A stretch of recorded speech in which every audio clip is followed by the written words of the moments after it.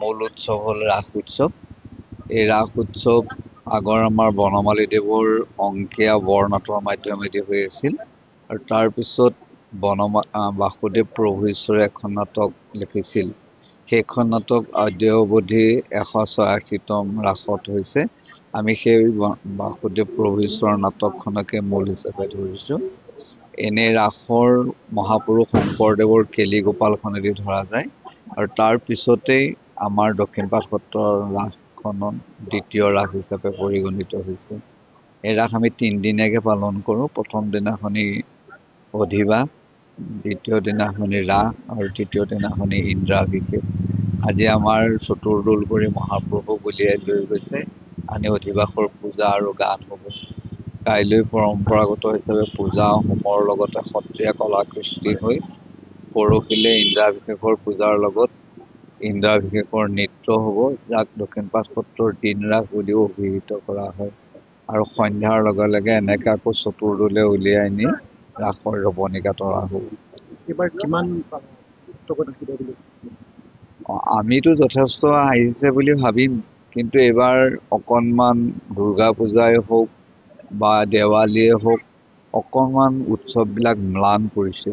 সেইবিলাকলৈ চাই আমি 20% অকণমান কমিব বুলি ভাবিছোঁ। তথাপিতো 80% বৈষ্ণৱসকল আহি ৰাসৰ যি ভক্তি প্ৰেম তাক আস্বাদন কৰিব বুলি ভাবিছোঁ। আপোনালোকৰ ইয়াতো দেখিছোঁ যে ভূপেন হাজৰিকাই হওক বা জুবিন গাৰ্গে হওক শ্ৰদ্ধাঞ্জলি জনাইছে, কি ক'ব? নহয়, আমি আচলতে বিশেষ ব্যক্তিসকলৰ প্ৰতি শ্ৰদ্ধা সন্মান জনোৱাটো কৰ্তব্য। ভূপেন হাজৰিকাই সত্ৰীয়া সংস্কৃতিক এটা বিশেষ স্থানত প্ৰতিষ্ঠা কৰি গৈছে। অসমৰ কাৰণে ভূপেন হাজৰিকাৰ নামটো বাদ দি আমি নিজক অসমীয়া বুলি চিনাকি দিব পৰা একেবাৰে ক্ষমতা নাই। গতিকে তেখেত এজন মহান ব্যক্তি, তেখেতৰ শতবৰ্ষ এবাৰ হৈছে। দ্বিতীয়তে অসমৰ হিয়াৰ আমঠু হিচাপে আমি জুবিনক লৈ গৌৰৱ কৰি আছিলোঁ।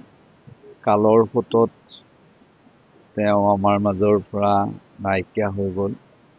কিন্তু এটা যিটো নিয়ম মানৱৰ, সেই নিয়মৰ মাজত তেওঁক আমি হেৰুওৱা নাই, এটা অনিয়মৰ মাজেদি আমি হেৰুৱালোঁ, যাৰ কাৰণে আমি বেছি অনুতপ্ত হ'বলগীয়া পৰিছোঁ।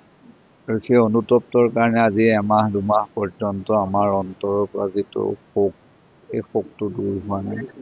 আৰু আমাৰ মনত এটা ভাৱ জাগৃত হৈ আছে, যিসকল ব্যক্তিৰ মাধ্যমেদি এই কাৰ্যটো সম্পাদন হৈছে, তাক এটা উচিত বিচাৰৰ মাধ্যমেদি তেওঁক আমাৰ মনৰ দুখটো দূৰ হ'বৰ কাৰণে আমি উপযুক্ত শাস্তিটো কামনা কৰিছোঁ। অকল মই বুলি নহয়, অসমৰ প্ৰতিজন ব্যক্তিয়ে যদি দোষী হয় সঁচাই, তেতিয়া তেওঁক দোষৰ বিচাৰ কৰি পেলাই শাস্তি দিয়াটো আমি কামনা কৰোঁ।